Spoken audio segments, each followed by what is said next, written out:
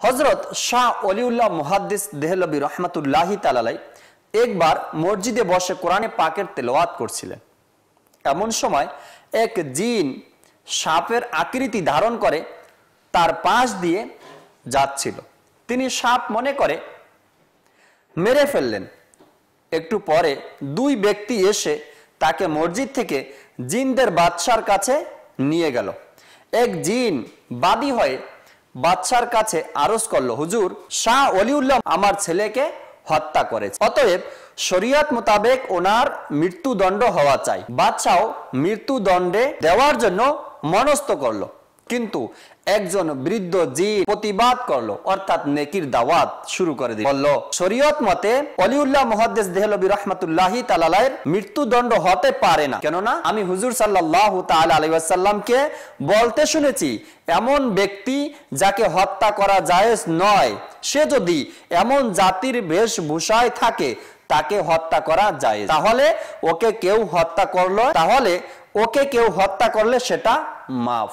অর্থাৎ এমন কোন ব্যক্তিকে হত্যা করা জায়েজ নয়, কিন্তু সে যদি অন্য কারো বেশভূষা ধরে আসে তাকে মারা জায়েজ, তবে তাকে মারতে পারবে। অতএব যেহেতু এই জিন সাপের আকৃতিতে ছিল যাকে হত্যা করা হয়েছে, সেহেতু সাপ মনে করেই তাকে হত্যা করা হয়েছে। আর হাদিসে পাকের অনুসারে ওলিউল্লাহ মুহাদ্দিস দেহলভী রাহমাতুল্লাহি তাআলা আলাইহিকে মৃত্যুদণ্ড হতে পারে না। বাদশা এই হাদিস শুনে ওলিউল্লাহ মুহাদ্দিস দেহলভী রাহমাতুল্লাহি তাআলা আলাইহিকে রেহাই অর্থাৎ জামিন দিয়ে দিলেন এবং দুই জিন তাকে যথাস্থানে পৌঁছে দিলেন। এ থেকে বোঝা গেল জিনেরাও কোরআন হাদিস মোতাবেক নিজের জীবন অতিবাহিত করেন।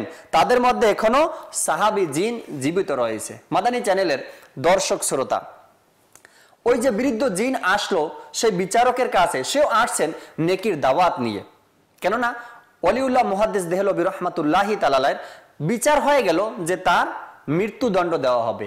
আর ওই বৃদ্ধ জিন নেকির দাওয়াত দিতে এসে বললেন, হুজুর সাল্লাল্লাহু আলাইহি সাল্লাম ইরশাদ করলেন, কষ্টদায়ক জন্তু যারা রয়েছে, যারা মানুষকে কষ্ট দেয়, যদি এমন হয় যে সাপ কামড় দিতে পারে আর তার কামড়ের পরে কোনো ব্যক্তি মারা যাবে, তখন সেই সাপকে মারা জায়েজ বা সেই পোকামাকড়কে মারা জায়েজ। যেহেতু সেই জিন সাপের আকৃতিতে আসছে আর তাকে সাপ মনে করে মারা হয়েছে, সেহেতু ওলিউল্লাহ মুহাদ্দিস দেহলভী রাহমাতুল্লাহি তাআলা আলাইহিকে মৃত্যুদণ্ড দেওয়া যাবে না।